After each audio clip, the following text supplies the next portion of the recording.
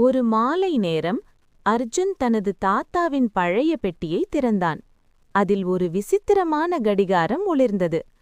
அவன் அதை திருப்பியதோ சுற்றிலும் நேரம் மாறத் தொடங்கியது. அடுத்த நொடி அர்ஜுன் பழைய காலத்தில் நின்றிருந்தான்.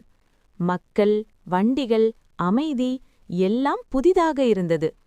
ஒரு சிறுவன் ஆற்றை கடக்க முடியாமல் இருந்தான். அர்ஜுன் அவனுக்கு உதவினான். கைகள் பிடிப்பு பாதையை கடந்தார். அந்த நொடி அவன் உணர்ந்தான், நல்ல செயல்தான் உண்மையான சக்தி என்று.